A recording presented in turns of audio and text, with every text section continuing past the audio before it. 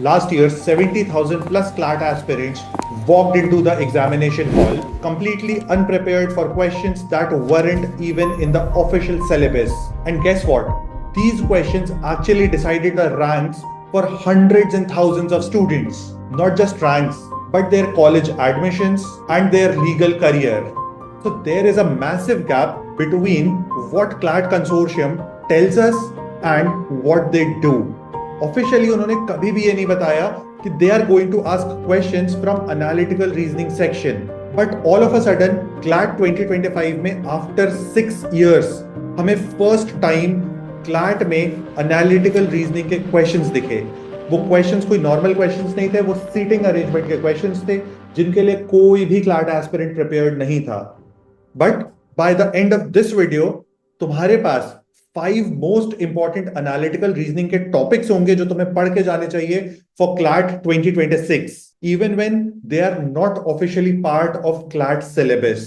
Additionally हम लोग बात करने वाले हैं about the preparation strategy of analytical reasoning, जिससे तुम्हें मैसिव एडवांटेज मिल सकता है अगर एक भी क्वेश्चन आता है of analytical reasoning. And lastly मैं तुम्हें एक एनालिटिकल रीजनिंग का क्वेश्चन बैंक देने वाला हूं इन the end of the video. 1 दिसंबर 2024 को क्लैट 2025 का एग्जाम कंडक्ट हुआ था। बहुत सारे एस्पिरेंट्स मुझे मिले थे एग्जाम हॉल के बाहर, सारे के सारे बहुत कॉन्फिडेंट थे। बट जब वो एग्जाम हॉल में जाते हैं उसके बाद उन्हें फर्स्ट शॉक लगता है जब उन्होंने लॉजिकल रीजनिंग का सेक्शन खोला। उसमें 5 क्वेश्चंस देखने को मिलते हैं जो एनालिटिकल रीजनिंग के थे। एंड मैं तुम्हारे लिए एक रियल कमेंट रीड करना चाहता हूं जो मेरे एक स्टूडेंट ने दिया था। I spent 15 minutes just staring at those 5 questions. My entire preparation felt useless. I had to guess all analytical reasoning answers. इस बच्चे के 15 मिनट्स वेस्ट हुए बिकॉज ही गॉट शॉक्ड कि कुछ ऐसा पूछ लिया गया है जो उसने पढ़ा ही नहीं है। और इसके दिमाग में ये चलने लगा कि क्या सिर्फ मुझे ये नहीं आता है कि ये सबको नहीं आता है। और इस तरह का शॉक इस साल भी तुम एक्सपेक्ट कर सकते हो, क्योंकि क्लैट की हिस्ट्री रही है खराब पेपर सेट करने की, खराब तरीके से एग्जाम को कंडक्ट करने की। अब अगर एक बच्चा जिसने एलिट की बहुत अच्छे से प्रिपरेशन की थी और उसने इन एनालिटिकल रीजनिंग के क्वेश्चंस को अटेम्प्ट किया, जिसमें से बाय द वे कुछ क्वेश्चंस गलत थे क्योंकि उनके आंसर्स नहीं आ रहे थे, लेकिन अगर वो करेक्टली अटेम्प्ट कर लेता है तो उसको 300 to 400 रैंक्स का जंप देखने को मिला है। And I think this is a career defining disaster. But special बात यह है कि अगर कोई बच्चा सिर्फ बेसिक्स भी जानता है ऑफ एनालिटिकल रीजनिंग तो उसने भी इन क्वेश्चंस को सॉल्व कर लिया है। तो ये नहीं है कि ये क्वेश्चन बहुत डिफिकल्ट है। आपके पास बस राइट अप्रोच होनी चाहिए, आपको मेंटली प्रिपेयर्ड होना चाहिए कि इस तरह के शॉकवेव्स आ सकते हैं in the CLAT examination hall. और यहां पे जो आपका माइंडसेट होता है ना, यही डिसाइड करता है कि आप एनएलयू लैंड करोगे कि नहीं, या आप टियर 3 एनएलयू लैंड करोगे कि टियर 1 एनएलयू लैंड करोगे। आप अगर इस मोमेंट पे अपने आप को कूल एंड काम रख सकते हो, इस मोमेंट पे सही डिसीजन ले सकते हो, तो आप मान के चलो आप डिजर्व करते हो इंडिया का टॉप एनएलयू में पढ़ना। और मैं कुछ चीजें तुम्हें दिखा भी देता हूं इस वीडियो पे आगे बढ़ने से पहले, जिससे तुम्हारे मन में भी क्लैरिटी रहेगी 100% about this thing. So this is the official CLAT consortium website. अब इसके ऊपर अगर हम लोग जाते हैं, यहाँ पर सिलेबस एंड गाइड में सारे सेक्शंस के बारे में बताया हुआ है। इसी तरह से लॉजिकल रीजनिंग सेक्शन के बारे में भी बताया है। यहाँ पे सबसे पहली चीज बताई गई है, the logical reasoning section of the CLAT UG 2026 will include a series of short passages. Short passages की तरह आपको क्वेश्चन पूछे जाएंगे of about 450 words each. 450 words approximate passage की साइज होने वाली है, not including questions, just the passage size. Each passage will be followed by one or more questions that will require you to, यानी कि जो multiple questions अब इसके आगे तुमको पूछे जाएंगे उनमें तुम्हारे से क्या एक्सपेक्टेशन है उस चीज को बताया गया है। फर्स्ट चीज बताई गई है यहाँ पे, recognise an argument, its premise and conclusion, completely critical reasoning. Second बोला गया है, read and identify argument set out in the passage, critical reasoning. Critically analyse pattern of reasoning, अब यहां पे बोल रहा है पैटर्न ऑफ रीजनिंग। उसके बाद बोल रहा है एंड असेस हाउ कंक्लूजंस में डिपेंड ऑन पर्टिकुलर प्रेमिस और evidence, CR, and how conclusion में बी स्ट्रेंथेंड और weekend as a consequence.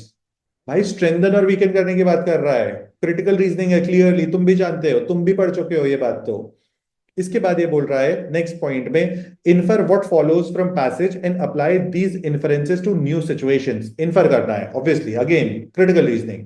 Last point, draw relationship and analogies. फिर से ऐसा लग रहा है कि एनालिटिकल रीजनिंग होगा, लेकिन identify contradictions and equivalence and assess the effectiveness of arguments. Effectiveness of arguments which means again critical reasoning. तो पूरा का पूरा क्लाट का सिलेबस क्लियरली बोल रहा है कि मैं सिर्फ क्रिटिकल रीजनिंग पूछने वाला हूं, लेकिन क्वेश्चंस क्या आए थे? क्वेश्चंस एनालिटिकल रीजनिंग के तुमने पूछ लिए हैं क्लाट। अब हमें क्या करना चाहिए, ये इंपॉर्टेंट है। इसको इस तरह से सोचो कि ये एक तरीके का इंश्योरेंस है ऑफ योर एनएलयू ड्रीम, और ये मैसिव एडवांटेज दिला सकता है जो भी बच्चा इसे पढ़ के जा रहा है। अब 5 टॉपिक्स जो तुम्हें पढ़ के जाने हैं for analytical reasoning are these. Now what should be our plan?